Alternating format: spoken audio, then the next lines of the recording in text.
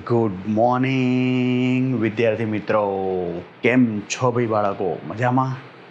જુઓ, આવી ગયા છીએ ભાઈ ફરી વખત નવું ચેપ્ટર, નવી એનર્જી, નવું એક્સાઇટમેન્ટ અને નવા કન્સેપ્ટ સાથે.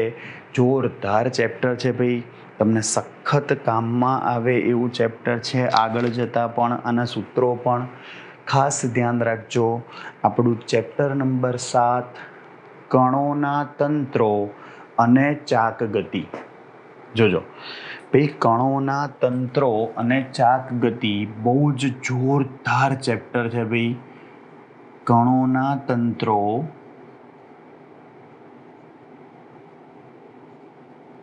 અને ચાક ગતિ. સાંભળજો.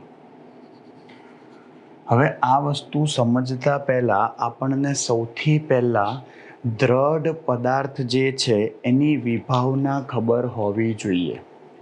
ભાઈ જોજો, દ્રઢ પદાર્થ જે છે, બરાબર, પહેલું દ્રઢ પદાર્થ.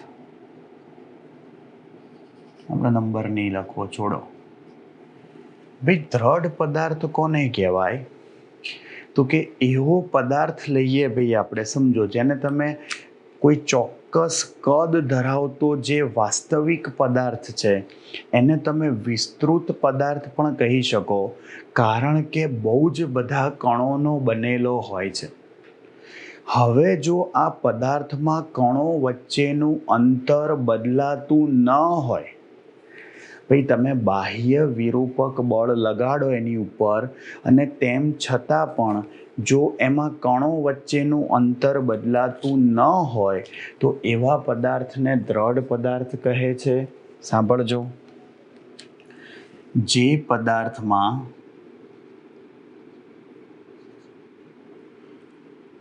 કણો વચ્ચેનું સાપેક્ષ અંતર, કણો વચ્ચેનું સાપેક્ષ અંતર બદલાતું ન હોય તેને દ્રઢ પદાર્થ કહે છે.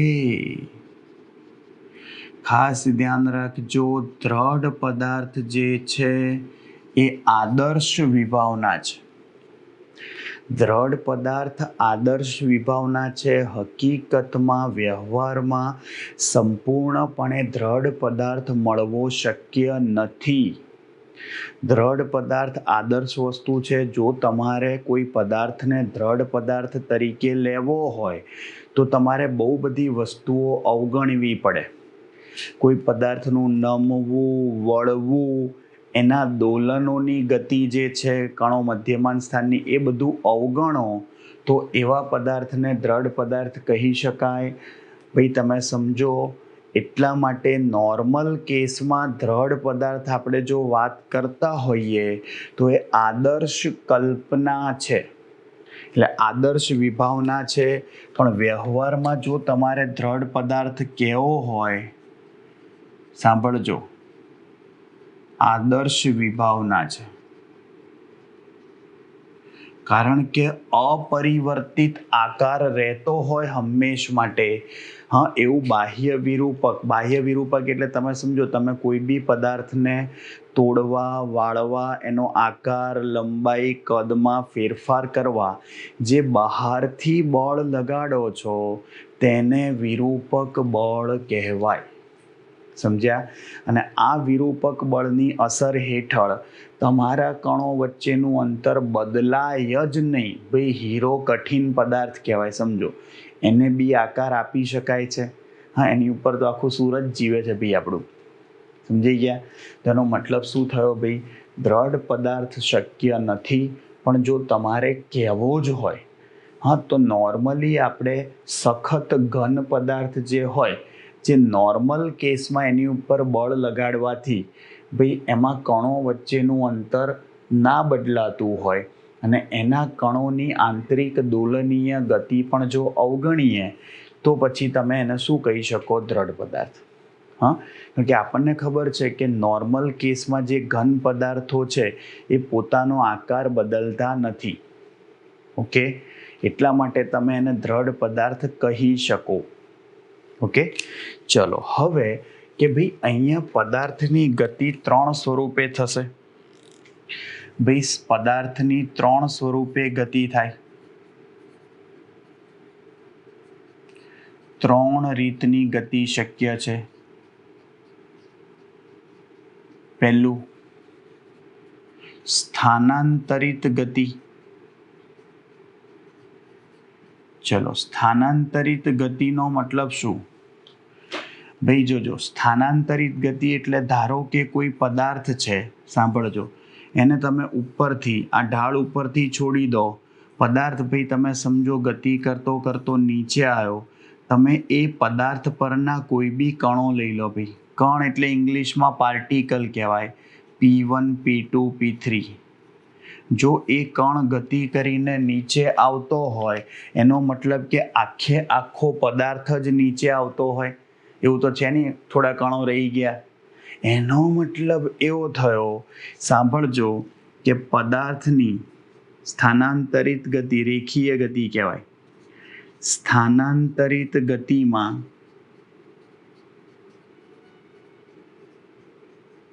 સાંભળજો શું થાય, દરેક કણનો વેગ સમાન હોય છે. અહીંયા આપણે આકૃતિમાં બતાવ્યા પ્રમાણે P1 P2 P3 બધા કણો સમાન હોય છે. ખબર પડી? આ ખાસ ધ્યાન રાખજો. આવી ગતિને સ્થાનાંતરિત ગતિ કહેવાય, કે જેમાં કણ આખો પદાર્થ ગતિ કરતો હોય એટલે એની ઉપરના દરેકે દરેક કણો પણ શું થતા હોય, સમાન વેગથી ગતિ કરતા હોય. પદાર્થ સ્થાનાંતર કરે છે, કણો વચ્ચેનું સ્થાન નહીં, આખા પદાર્થનું જે સ્થાન છે એ શું થાય છે, બદલાય છે. સિમ્પલ. બીજું આવશે ભાઈ ચાક ગતિ. ભાઈ બીજું શું છે તમારું? ચાક ગતિ. સાંભળજો, ચાક ગતિની વ્યાખ્યા જોજો. ચાક ગતિ કોને કહેવાય? કે જ્યારે દ્રઢ પદાર્થના દરેક કણો, બધા જ કણો વર્તુળાકાર માર્ગે ગતિ કરતા હોય, વર્તુળાકાર માર્ગે ગતિ કરતા હોય અને તેમના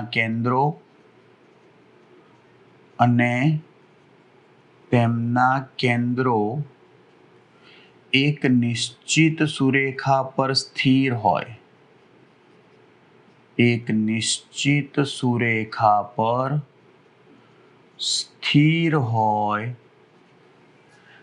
આવી ગતિને ચાક ગતિ કહે છે. સાંભળજો ભાઈ, ગોળ ગોળ ફરે. સિમ્પલ ભાષામાં વર્તુળાકાર ગતિ થઈ ભાઈ, અને ચાક ગતિની વ્યાખ્યા થઈ. જુઓ શું કહે છે, કે દ્રઢ પદાર્થ, ભાઈ એવું વિચારો કે પંખો છે, એ ગોળ ગોળ ફરે છે, તો એની પાંખિયા ઉપરના રહેલા દરેકે દરેક કણો જે છે એ વર્તુળાકાર માર્ગે ગતિ કરે છે, અને એ બધાના કેન્દ્રો એક નિશ્ચિત સુરેખા પર કેવા હોય? સ્થિર. અને એ બધા જ કણો એને અનુલક્ષીને ગોળ ગોળ ફરે છે, તો એને શું કહેવાય? ચાક ગતિ. અને આ જે નિશ્ચિત સુરેખા હતી જેની ઉપર બધા કણોના કેન્દ્રો શું છે? સ્થિર. આ નિશ્ચિત સુરેખાને ભ્રમણાક્ષ અથવા ધરી કહે છે, જેને અનુલક્ષીને ભ્રમણ થતું હોય. ભ્રમણ અક્ષ બી કહેવાય, આખું ભેગું કરીને ભ્રમણાક્ષ બી કહેવાય, કે ધરી પણ કહે છે.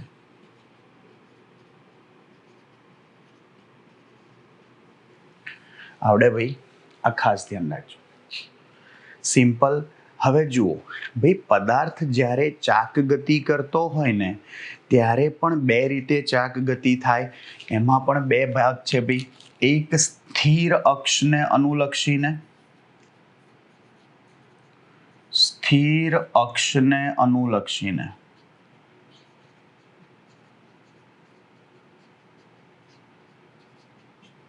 સાંભળજો, ચાક ગતિ. ભાઈ ધારો કે કોઈ પણ પદાર્થ જે છે, ધારો કે આ કોઈ પદાર્થ છે, જો દ્રઢ પદાર્થનો આકાર ગમે તે હોઈ શકે, ઈચ્છા થાય એ બતાવી શકો તમે. ભાઈ આ તમારો દ્રઢ પદાર્થ છે. ભાઈ આ એની ભ્રમણાક્ષ બતાવી, જુઓ જે બતાવી હોય તમારે. ભાઈ જુઓ, એ આ એક્સ અક્ષ બતાવી, આ વાય અક્ષ બતાવી અને આ ઝેડ અક્ષ. સાંભળજો,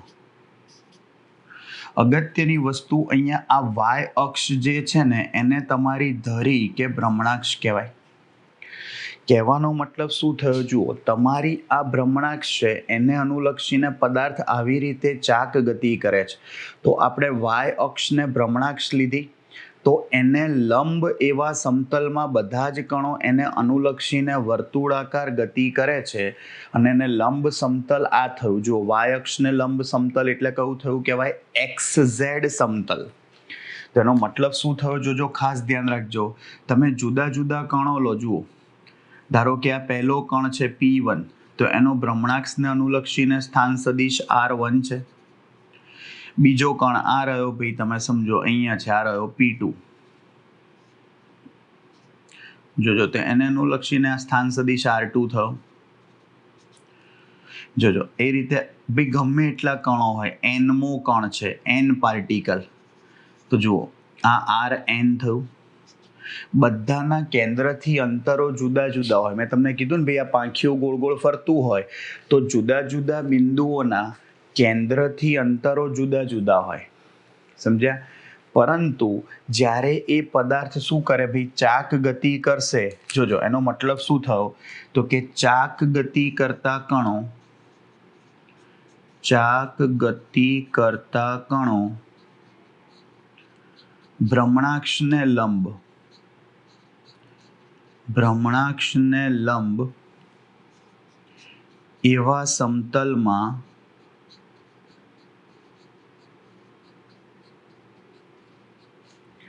ચાક ગતિ કરે છે, ચાક ગતિ કરે છે. ખાસ ધ્યાન રાખજો. ખબર પડી? અગત્યની વસ્તુ જોજો, આપણે જે આકૃતિ લીધી છે, આપેલ આકૃતિમાં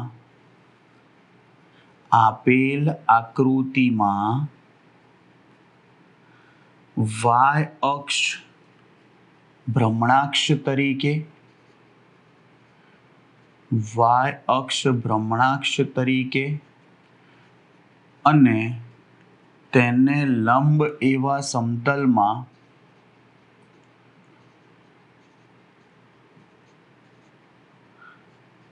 XZ કણો ચાક ગતિ કરે છે. ભાઈ આ તમારી સ્થિર ભ્રમણાક્ષ છે, અને સ્થિર ભ્રમણાક્ષનો મતલબ ભ્રમણાક્ષ બદલાશે નહીં. ભાઈ તમે સમજો, આપણો જે સીલિંગ ફેન હોય એ શું કહેવાય, સ્થિર ભ્રમણાક્ષ કહેવાય. આમાં ચલિત ભ્રમણાક્ષ પણ શક્ય છે. ભાઈ ચલિત અક્ષને અનુલક્ષીને થતી ચાક ગતિ, ચલિત અક્ષને અનુલક્ષીને.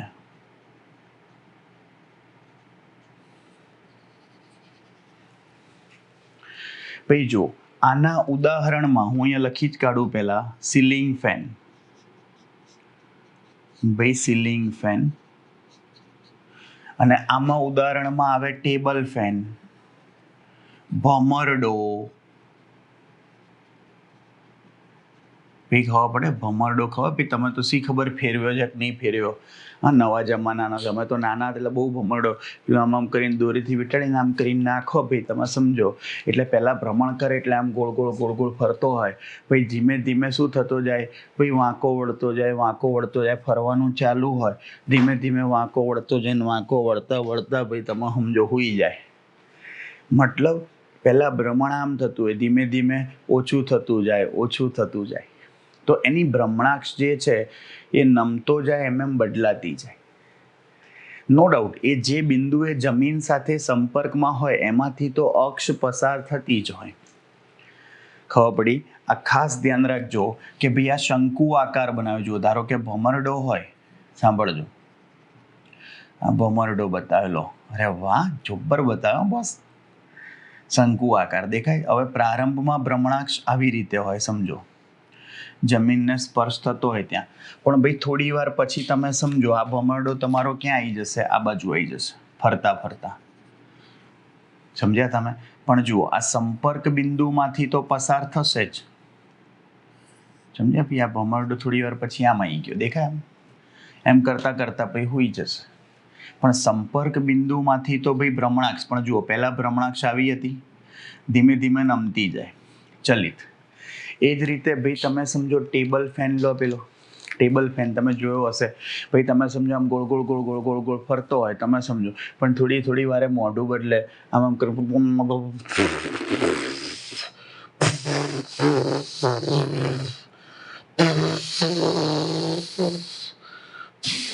મોઢામાંથી જવા દેવા. ભાઈ એનો મતલબ શું થાય, એની ભ્રમણાક્ષ સતત શું થતી જાય ભાઈ, બદલાતી જાય. હા, એ પંખો તમે સમજો પહેલા જે ગતિ કરતો હોય, સાંભળજો, ટેબલ ફેન હોય, ધારો કે ટેબલ ફેન ગતિ કરતો હોય, હા આ સ્ટેન્ડ બતાવ્યું ભાઈ, સમજો તો ટેબલ ફેન ફરતા ફરતા તમે સમજો ગોળ ફરશે, હા તમે સમજો, એના લીધે શું થાય, અત્યારે ભ્રમણાક્ષ આવી આવશે. સમજ્યા તમે? જે સંપર્ક બિંદુ છે, પણ એ ફરીને આ બાજુ આવશે એટલે શું થશે ભાઈ, ભ્રમણાક્ષ તમારી બદલાઈ જશે. તો એ શું થઈ કહેવાય, ટેબલ ફેનમાં ને ભમરડામાં શું થાય ભાઈ, ચલિત અક્ષને અનુલક્ષીને ગતિ થાય. પણ આ બંને ગતિ તમારી શું થઈ કહેવાય, ચાક ગતિ જ થઈ કહેવાય. હવે આ કાઢ નાખો છો ભાઈ, આની જરૂર નથી. સમજણ પડી? ખાસ ધ્યાન રાખજો કે ભમરડાના જમીન સાથેના સંપર્ક બિંદુમાંથી પસાર થતી ભ્રમણાક્ષ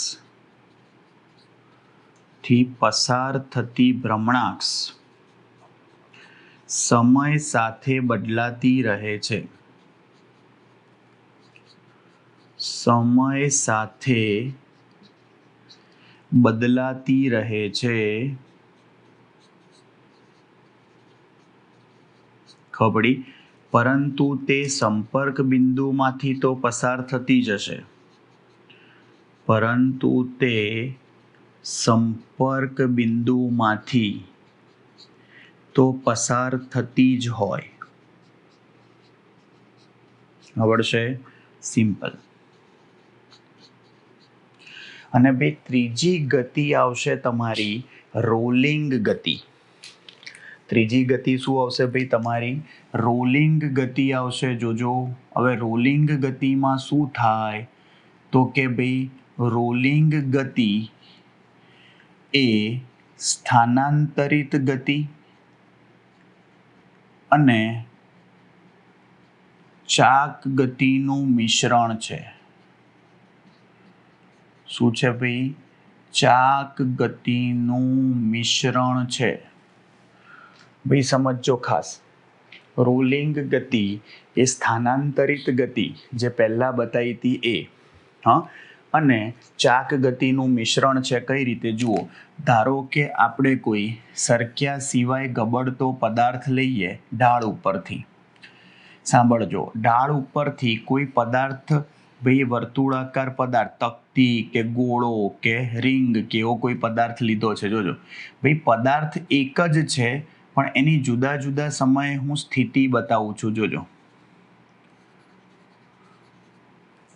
ભાઈ પદાર્થ ગબડતો નીચે આવ્યો, રોલ થતો સમજો, રોલ થતો તો એનો મતલબ શું થયો, ધ્યાનથી જોજો.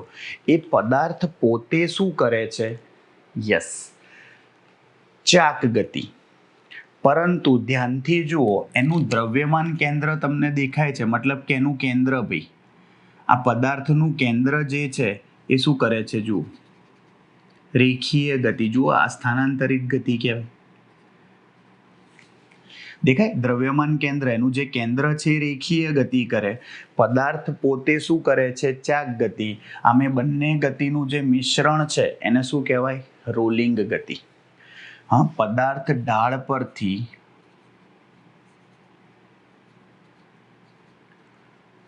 સરક્યા સિવાય ગબડતો હોય,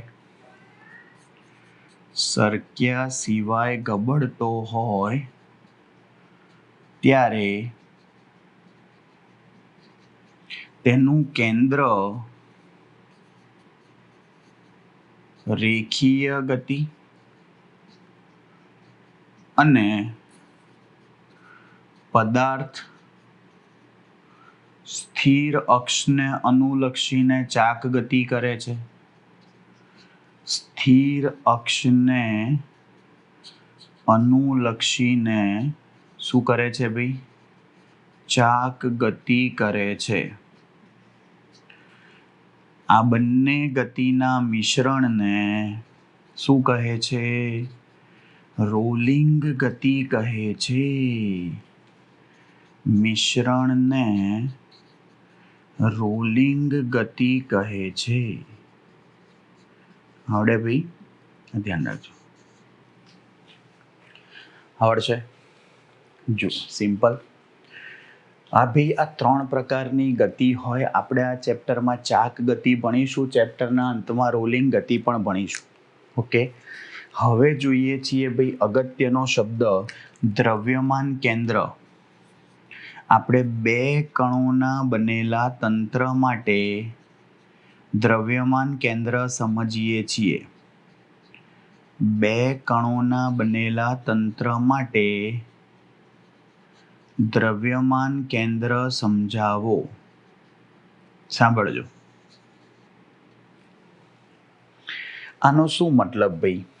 સાંભળજો ધ્યાનથી. સૌથી પહેલા ભાઈ દ્રવ્યમાન કેન્દ્ર કોને કહેવાય? જોજો ભાઈ, આપણું આ ઉગમ બિંદુ છે. એવું વિચારી લો કે પહેલો કણ અહીંયા છે M1, બીજો કણ અહીંયા છે M2, અને આ એ બંનેનું સેન્ટર જરૂરી નહીં હોય એક્ઝેક્ટ વચ્ચે જ હોય, અત્યારે ગમે ત્યાં બતાવાય. તો આનો મતલબ શું થયો? જોજો, આ M1 નું અંતર જે છે એ x1 છે, x અક્ષ પરનું અંતર છે, એટલે M2 નું અંતર x2 છે, અને આ સેન્ટરનું અંતર આપણે કેપિટલ X કે XCM લખીએ છીએ. CM એટલે સેન્ટર ઓફ માસ. હવે સૌથી પહેલા દ્રવ્યમાન કેન્દ્રની વ્યાખ્યા તમને આપું તો એવું થાય કે કોઈ પણ પદાર્થનું સમગ્ર દળ જે બિંદુએ કેન્દ્રિત થયેલું હોય તેને પદાર્થનું દ્રવ્યમાન કેન્દ્ર કહીએ છીએ. સમજો ભાઈ, આપણે આપણા શરીરની વાત કરીએ તો આપણા શરીરની જે નાભી છે ને ભાઈ, ડૂંટી, એને આપણા શરીરનું કેન્દ્ર કહેવાય. હા, આપણે જ્યારે ચાલતા હોઈએ, ઊભા હોઈએ, આપણા શરીરનું સમગ્ર દળ એ કેન્દ્રમાં શું થયેલું હોય? કેન્દ્રિત થયેલું હોય છે. સમજી ગયા? આ ખાસ ધ્યાન રાખજો. ડન? જોજો, અને 2 કણોના બનેલા તંત્ર માટે દ્રવ્યમાન કેન્દ્ર તમારે શોધવું હોય, જોજો ભાઈ સિમ્પલ, કે M1 અને M2 ના ઉગમ બિંદુથી અંતરો ધારો કે x1 x2 છે. x1 અને x2 છે. ચલો દ્રવ્યમાન કેન્દ્રની વ્યાખ્યા કહું. પદાર્થનું સમગ્ર દળ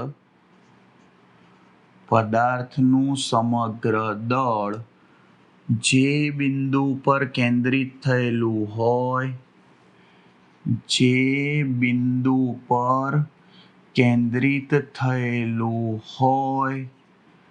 તેને પદાર્થનું દ્રવ્યમાન કેન્દ્ર કહે છે.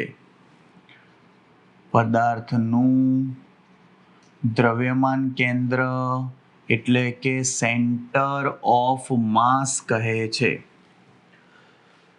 ક્લિયર? અને જો આ દ્રવ્યમાન કેન્દ્ર કઈ રીતે શોધાય? જોજો, દળ ભારિત સરેરાશ લઈ અને પદાર્થના દ્રવ્યમાન કેન્દ્રનું સ્થાન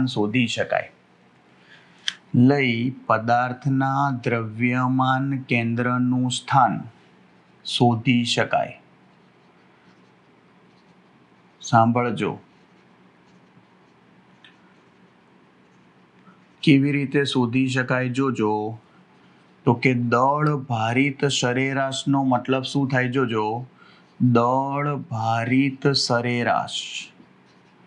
ભૈયા દળ ભારિત સરેરાશ છે એને કેપિટલ એક્સ અથવા એક્સીએમ વડે દર્શાવાય. આ દળ ભારિત સરેરાશનો મતલબ આવો થાય જુઓ. m1x1 plus m2x2 upon m1 plus m2. ભાઈ m1x1 plus m2x2 upon m1 plus m2 એને દળ ભારિત સરેરાશ કહેવાય. m1x1 plus m2x2 upon m1 plus m2. Okay, તો જોજો અહીં શું કહે છે ભૈયા.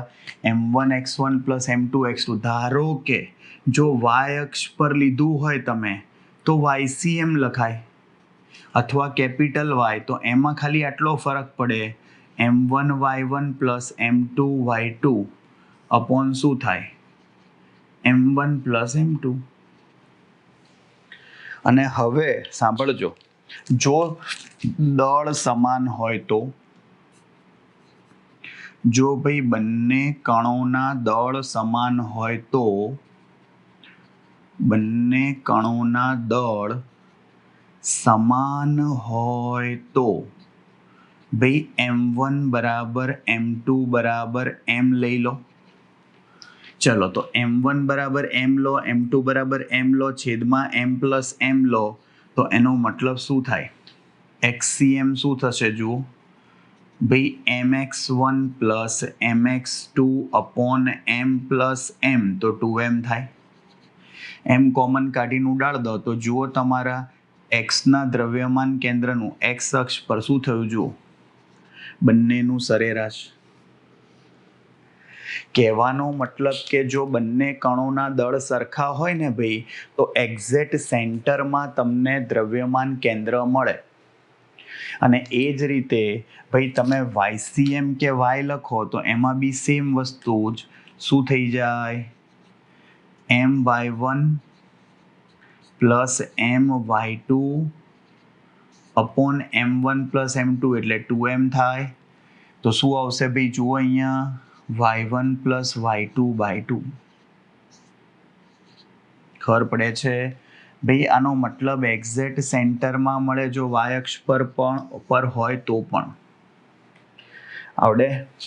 આ ખાસ ધ્યાન રાખજો ભાઈ. અહીંયા જે વસ્તુ તમને કીધેલી છે ભાઈ, એ બે કણોની વાત કરી છે ભાઈ. આપણે 3 કણો માટે બી જોઈશું અને n કણો માટે પણ જોઈશું સૂત્ર. ક્લિયર? બહુ જ સિમ્પલ વસ્તુ છે ભાઈ, તમે સમજો. આ રીતે તમે દ્રવ્યમાન કેન્દ્ર શોધી શકો. આના ઉપરથી આપણને શું ખ્યાલ આવ્યો ભાઈ? તો કે જો કોઈ કણ ભારે હોય, ધારો કે કોઈ કણનું દળ 10 કિલો છે, બીજાનું 5 કિલો છે, એ બંનેથી બનતા તંત્રનું તમારે દ્રવ્યમાન કેન્દ્ર શોધવું છે, તો પછી એક્ઝેક્ટ સેન્ટરમાં ના આવે. જે બાજુ ભાર વધારે છે, દળ વધારે છે, એ બાજુ તમારું દ્રવ્યમાન કેન્દ્ર શિફ્ટ થઈ જશે. હા, એટલે આવા MCQ પણ પૂછાય છે. તો તમારું દ્રવ્યમાન કેન્દ્ર ક્યાં આવશે? 10 કિલોગ્રામ દળ ધરાવતા પદાર્થ તરફ. અને એ જ રીતે ધારો કે તમારું દળ, તમને એવું પૂછે, ચલો સૂર્ય અને પૃથ્વીથી બનતા તંત્રનું દ્રવ્યમાન કેન્દ્ર ક્યાં હોય? સિમ્પલ, સૂર્યની નજીક હોય, કારણ કે સૂર્યનું દળ પૃથ્વી કરતાં વધારે છે. ચલો એવું પૂછે, પૃથ્વી અને ચંદ્રથી બનતા તંત્રનું દ્રવ્યમાન કેન્દ્ર ક્યાં હોય? ક્યાં હોય ભાઈ? પૃથ્વીની નજીક હોય. કેમ? કારણ કે ચંદ્ર શું છે ભાઈ, એનું દળ ઓછું છે, પૃથ્વીનું વધારે છે. ખબર પડે છે? આ ખાસ ધ્યાન રાખજો ભાઈ, ભૂલતા નહીં. બહુ જ અગત્યની ને સિમ્પલ સૂત્ર છે, કંઈ કરવાનું જ નથી ભાઈ. ચલો 3 કણોના બનેલા તંત્ર માટે ભાઈ આપણે સૂત્ર લાવીએ. જવા દો ભાઈ, જોજો ભાઈ. આપણે ત્યાં છે ને જયદીપભાઈ કરીને વર્ષોથી ભાઈ, હું 15-16 વર્ષથી ભણાવું છું. આપણી જોડે 15-16 વર્ષથી એ ભાઈ છે અને જસ્ટ અગ્રી નોટ છે ભાઈ. ના પૂછો વાત, તમે એમના સવાલ જવાબ, એમની વાતો બોસ તમે સાંભળો ને ભાઈ, હા તમે સમજો હાથીના કુલા ફાટે એવી વાતો કરે અને કીડીને ઝાડા થઈ જાય ને એવી વાતો કરે. એમની વાતો જેવી હોય, એમના સવાલો જેવા હોય ભાઈ, તમે સમજો. હા, જેની કોઈ લિમિટ જ નહીં ભાઈ એમ. હા, એટલે આપણે એમની ઉપર ભાઈ તમે સમજો, એમની જે વાતો છે ભાઈ, એમની ઉપર આપણે જોક્સ મારીશું અને ખરેખર એવા જોક્સ હશે ને ભાઈ કે તમને વાગશે, આમ ચૂભશે ઘણી વાર તો, એટલે આ માણસ આ લેવલનો છે એમ એવું થઈ જશે તમને. જોજો છે જેવો માણસ એમ, સવાલો જેવા હોય ભાઈ તમે સમજો, આમ હાઈ લેવલના એકદમ. હા, જોજો ભાઈ એકવાર મને આવીને શું કે સાહેબ એક સવાલ પૂછું. મેં કીધું ભાઈ પૂછો ને, તમને થોડી ના પડાય યાર. હા, મને કે સાહેબ એકવાર છે ને મુગલો છે ને આયા ઇન્ડિયા, અને ભાઈ ઇન્ડિયામાં આપણને ખબર છે ભાઈ બહુ વર્ષો પહેલા મુગલોએ બી ભાઈ લડાઈ કરી હતી ને જીત મેળવી હતી ને એવું બધું એમ. તો કે મુગલોએ લડાઈ કરી ને બોસ, સમજો સાહેબ તમે, અને પછી રાત્રે એ લોકોએ બધા જે હથિયારો છે ને એમના રાતોરાત ખોવાઈ ગયા. અને પછી હથિયાર એ લોકોએ બહુ શોધ્યા, એટલા બધા શોધ્યા ને પણ મળ્યા જ નહીં. બોલો મુગલોને કેમ? મેં કીધું કોઈ દુશ્મન લઈ ગયા હશે, બીજું તો શું હોય ભાઈ આમાં તો એમ. તો કે ના. તો મેં કીધું ભાઈ મારા મગજમાં તો બેસતું નહીં, શું હશે? મન કે કહું? મેં કીધું હા કહો. મન કે મુગલ હતા, ગૂગલ થોડી હતા.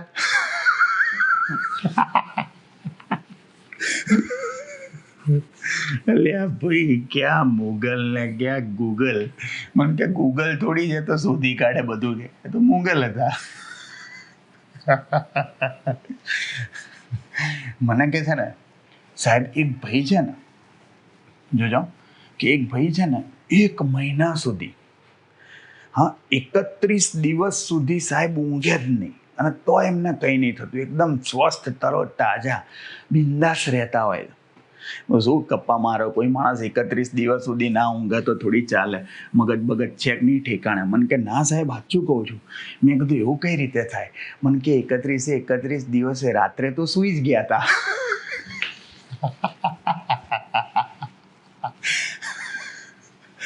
અલ્યા ભાઈ વાતો તો તમે સાંભળો, આપણને તેવું થાય કે જાણે સૂઈ હશે પણ છેલ્લે કોથળામાંથી બલાડું કાઢે. હા, એમની વાતો જેવી હોય, મેં કીધું જ ખરી ભાઈ તમને, હાથીને કુલા ફાટે એવી વાતો કરે અથવા કીડીને ઝાડા થઈ જાય. જોજો ભાઈ.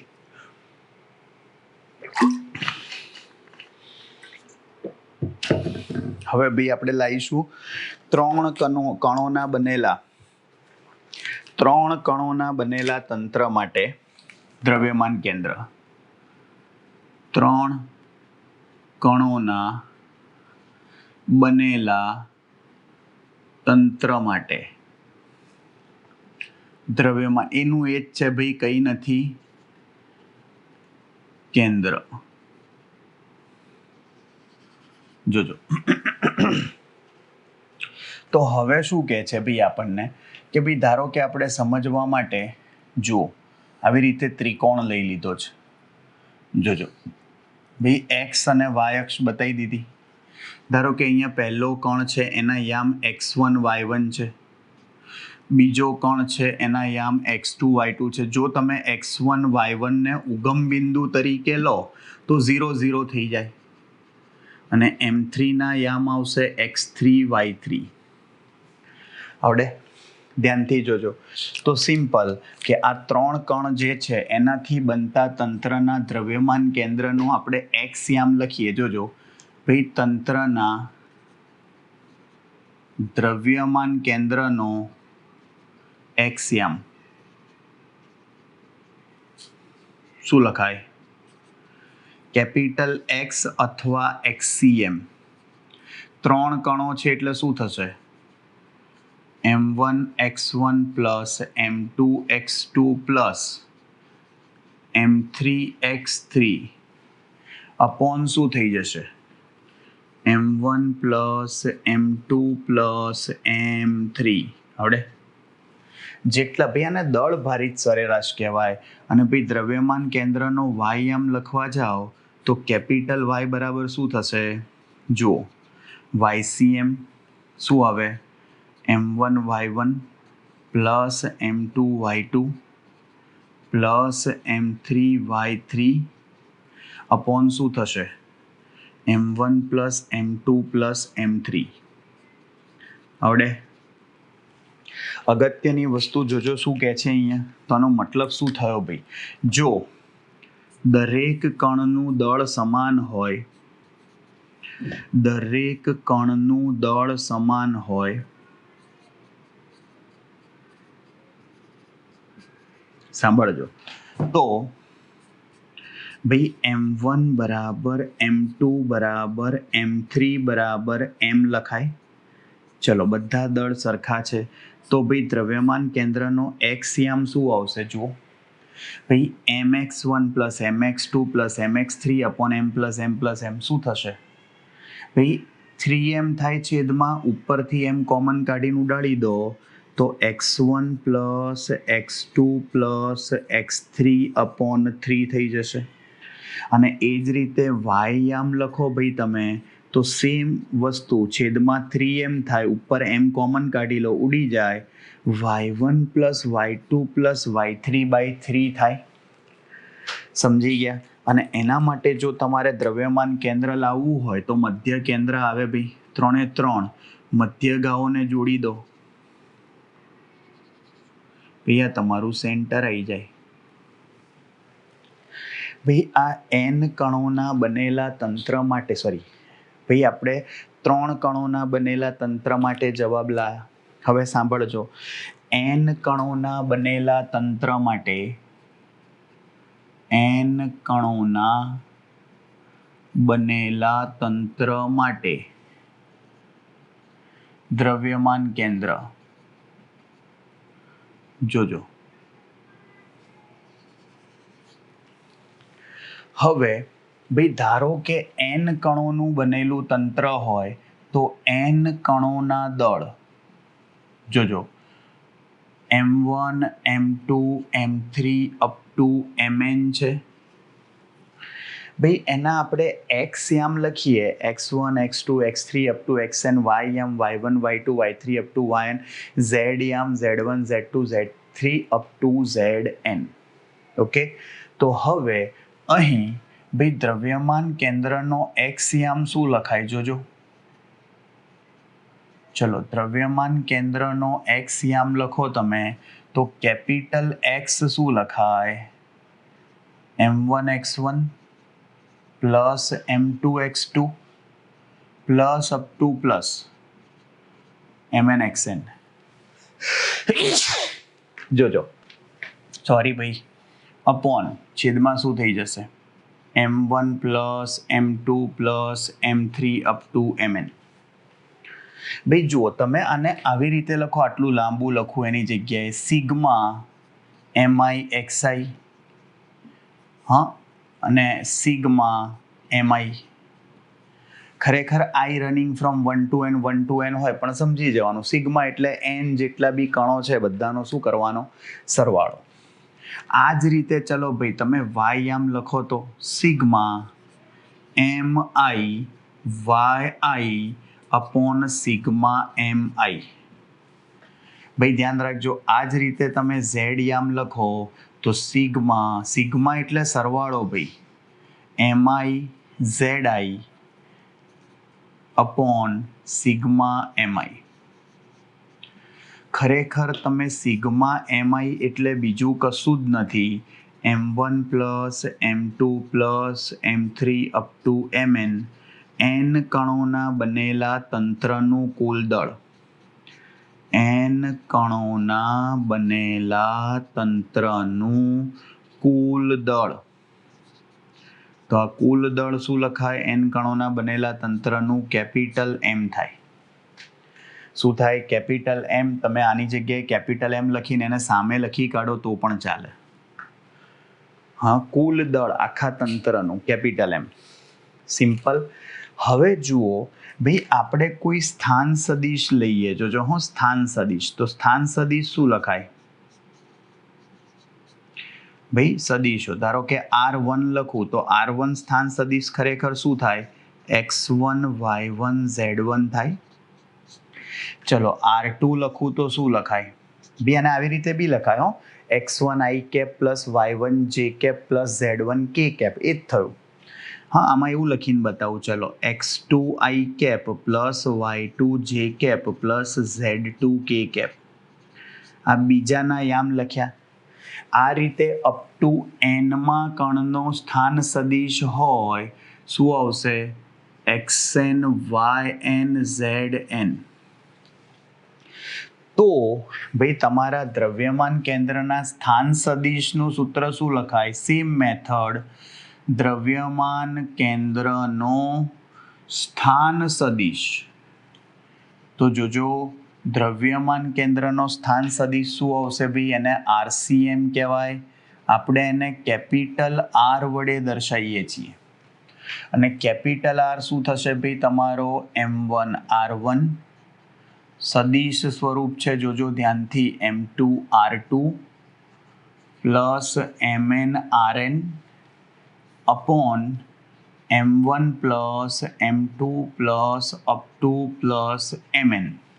અને તમે આવી રીતે લખી શકો, sigma MI RI upon capital M.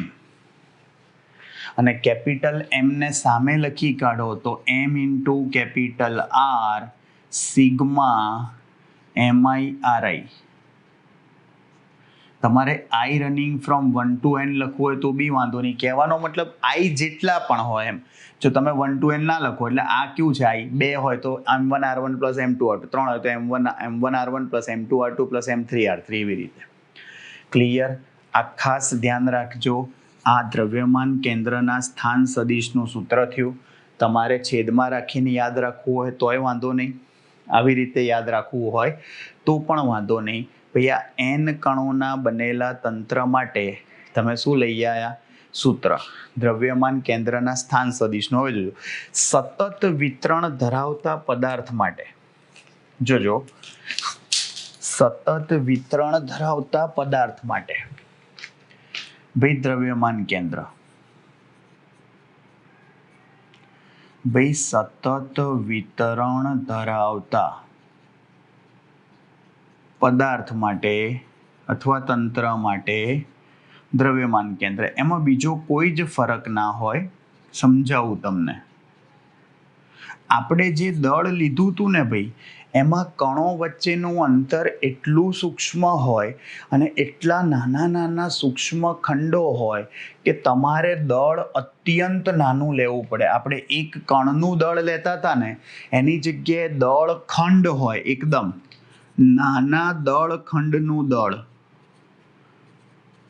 તો નાના દળ ખંડનું દળ શું લખાય? ડેલ્ટા M લખાય. આપણે I મોડ લઈએ છીએ તો I થાય. તો તમે હવે આ જે X લખો છો, એ જે સિગ્મા હતું એમાં દળ બહુ જ નાનું હોય તો ડેલ્ટા MI, અને શું થશે ભાઈ? તમારું RI. સમજે? આપણે અહીંયા X લીધો છે એટલે XI. અને અગત્યની વસ્તુ જોજો, છેદમાં શું થશે? Sigma delta MI. એટલે એ તો કુલ દળ જ થવાનું ભાઈ. આ ડેલ્ટા MI બહુ જ નાનું દળ હોય તો એ તો કુલ દળ જ થાય છેલ્લે, જ્યાં સિગ્મા ડેલ્ટા MI બરાબર શું થઈ જાય? કેપિટલ M જ થઈ જાય. એ તો તમારા તંત્રનું કુલ દળ જ થાય. ભાઈ જુઓ, આ ડેલ્ટા M એટલો નાનો હોય કે તમે limit delta T tends to 0 લો, sorry, limit delta M I tends to 0 લક્ષમાં ભાઈ તમારું જે આ સિગ્મા સરવાળો છે ભાઈ મોટા થઈ ગયા આવે. તમે limit delta M tense to 0 લો, એટલા નાના નાના સૂક્ષ્મ ખંડો લો, તો આ દળ શેમાં પરિણમે છે? સંકલનમાં. જુઓ, એવું લખીને બતાવું તમને તો X બરાબર ઇન્ટિગ્રેશન XDM થાય. છેદમાં ઇન્ટિગ્રેશન ડીએમ શું થઈ જાય? Capital M. એને સામે આપી દો તો કેપિટલ એમ ઇન્ટુ એક્સ બરાબર ઇન્ટિગ્રેશન એક્સ ડીએમ થાય. એ જ રીતે એમ વાય લખો તમે તો ઇન્ટિગ્રેશન વાય ડીએમ થશે. તમે એમ ઝેડ લખો તો ઇન્ટિગ્રેશન ઝેડ ડીએમ થાય. વસ્તુ એની એ જ છે ભાઈ આમાં એનું એ જ ચાલે છે, કંઈ નવું નથી ભાઈ. હા, પણ બહુ જ નાના ખંડો હોય તો તમારે છેલ્લે શું કરવું પડે ભાઈ? એનું સંકલન કરવું પડે. આવડશે ભાઈ. જનરલી જોજો સમાંગ પદાર્થ, સમાંગ એટલે જેનો આકાર અને દ્રવ્ય વિતરણ નિશ્ચિત હોય એને સમાંગ પદાર્થ કહેવાય. હા, તો આપણે જુઓ શું કરીએ છીએ ભાઈ? પાતળા સળિયા માટે દ્રવ્યમાન કેન્દ્રનું સ્થાન નક્કી કરો. દ્રવ્યમાન કેન્દ્રનું સ્થાન નક્કી કરો. સાંભળજો ધ્યાનથી. હવે આપણે શું કરીએ છીએ? અત્યંત પાતળો સળિયો લઈએ છીએ. જોજો હવે ભાઈ આપણે એના ભૌમિતિક કેન્દ્રથી બંને બાજુએ એક્સ અંતરે એકદમ નાનકડો ખંડ લઈએ. હા, ડીએક્સ અંતર સરખું જ છે બંને બાજુ. ભાઈ બંને બાજુ અંતર સરખું છે પણ આ બાજુ હશે તો માઇનસ ડીએક્સ કહેવાય. તમે અંતરને બતાવો, ધારો કે આ બાજુનું અંતર પ્લસ એક્સ છે તો આ બાજુનું અંતર માઇનસ એક્સ કહેવાય. આનું દળ ડીએમ છે, આનું દળ બી ડીએમ જ છે, સૂક્ષ્મ ખંડ લીધો છે તો આનો મતલબ શું થયો? જુઓ કે ભાઈ જમણી બાજુ ભૌમિતિક કેન્દ્રથી જમણી બાજુએ રહેલા દળ ખંડ માટે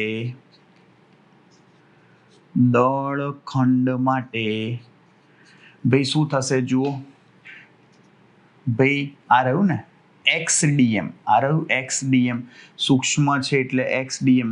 એક જ હોય તો સંકલન ના કરવાનું હોય, ખાલી એક્સ ડીએમ જ આવે. આ રહ્યું. અને એ જ રીતે ભાઈ ડાબી બાજુએ રહેલા દળ ખંડ માટે ભાઈ એક્સ માઇનસ આવે તો માઇનસ એક્સ ડીએમ થાય. તો ભાઈ તમે અહીંયા આગળ લખવા જાઓ, સાંભળજો, તો કુલ ભાઈ તમે બેનો સરવાળો કરો તો mx બરાબર શું થાય? X D M minus X D M થાય. તો એનો મતલબ કે M X is equal to 0 થાય. તો X is equal to 0 upon M. Yes, મતલબ કે આ તમારા સળિયાના દ્રવ્યમાન કેન્દ્રનું સ્થાન થાય. અને ખાસ ધ્યાન રાખજો કેન્દ્રનું સ્થાન, કે આમ સળિયા માટે દ્રવ્યમાન કેન્દ્રનું સ્થાન એ x બરાબર 0 એટલે કે એના દ્રવ્યમાન કેન્દ્ર એટલે કે એનું જે ભૌમિતિક કેન્દ્ર હતું ને ત્યાં જ હોય. ખાસ ધ્યાન રાખજો કે આમ પાતળા સળિયાનું દ્રવ્યમાન કેન્દ્ર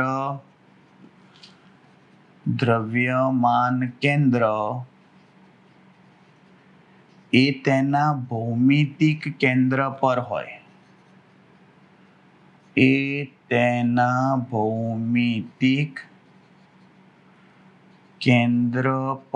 હોય. ખબર પડે છે? આ ખાસ ધ્યાન રાખજો કે આ તમારો પાતળો સળિયો છે, એનું જે કેન્દ્ર છે ત્યાં તમારું શું હશે? દ્રવ્યમાન કેન્દ્ર હોય. ભાઈ કોઈ પણ સમમિતિ ધરાવતો પદાર્થ છે એમાં આવું જોઈએ. તમે કેન્દ્રથી કોઈ પણ બાજુએ લો સૂક્ષ્મ ખંડ, એનું દળ અંતર સરખું હોય તો તમે એનો દ્રવ્યમાન કેન્દ્રનો સ્થાન સદિશ લો તો શૂન્ય જ આવે. એટલે ખાસ ધ્યાન રાખજો કે સમાંગ પદાર્થ માટે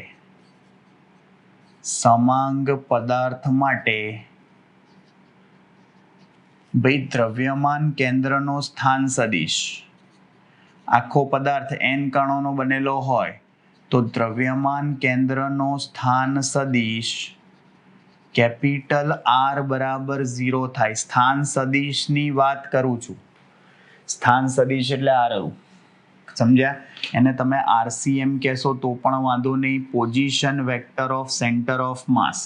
તો આપણું સૂત્ર શું છે જુઓ, એમ કેપિટલ આર બરાબર સિગ્મા એમઆઈ આરઆઈ.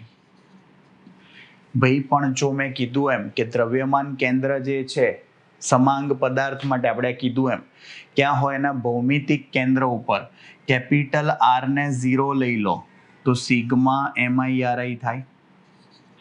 સદિશ સ્વરૂપ છે ભાઈ, એટલે સિમ્પલ તમે આવું લખી શકો, m1r1 plus m2r2 plus m3r3 up to mnrn બરાબર 0 થાય.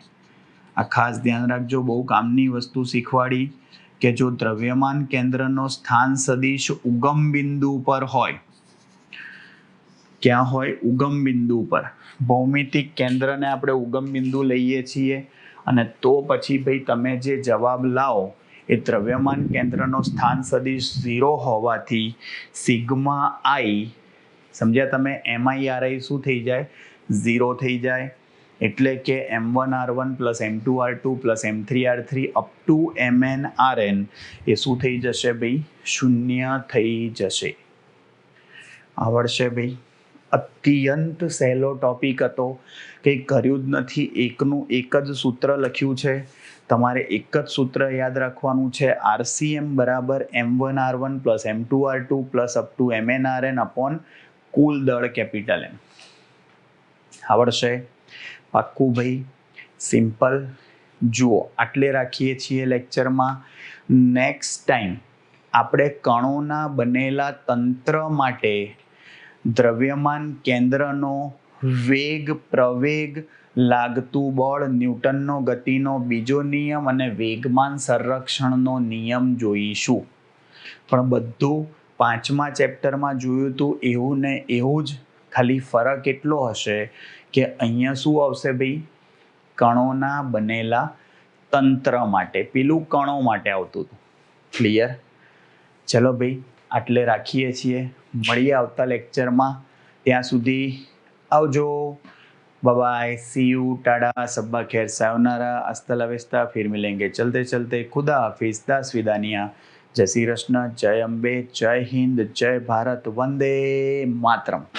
टाटा, टेक केयर, ध्यान रखो बाळको.